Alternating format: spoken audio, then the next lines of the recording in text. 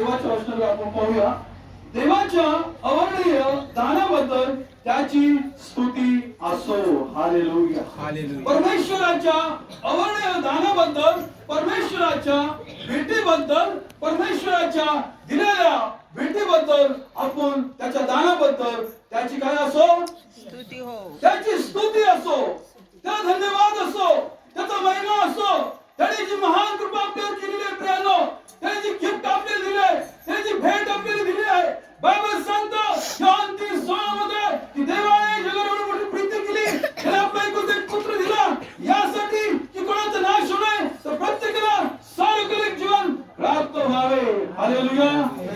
येशू ख्रिस्त या जगात आला प्रियानो, तो मनुष्याला जीवन देण्यासाठी आलेला आहे. हालेलुया. हालेलुया. आणि ते जीवन 20 पट, 30 पट, 50 पट अशा प्रकारचं जीवन नाही, तर 100 पट.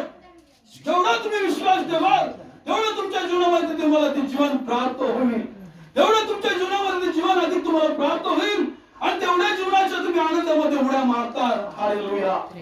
हरणाही पेक्षा हरिण कसं उड्या मारतो तुम्हाला माहिती आहे ना?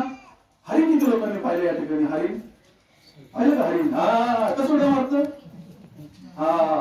हरणापेक्षा जर तुम्ही देवाच्या वचनाकडे कान लावत आहात, परमेश्वर पूर्ण विश्वास ठेवत आहात, परमेश्वरच्या जीवनामध्ये तुम्ही जीवनामध्ये स्वीकार केलेला आहात, त्याच्यावर पूर्ण विश्वास ठेवून तुम्ही चालत आहात, तर तुम्ही हरणासारख्या येणाऱ्या दिवसामध्ये उड्या मारता. आणि म्हणून परमेश्वर म्हणतो की खरोखर देवाच्या आवडी दानाबद्दल, त्याच्या भेटीबद्दल जी काही त्याने आपल्याला भेट दिलेली आहे प्रियानो, परमेश्वरी आपल्याला माहिती लग्नाला आपण जातो, प्रत्येक जण लग्नाला आपण जातो. पुढे पुढे पुढे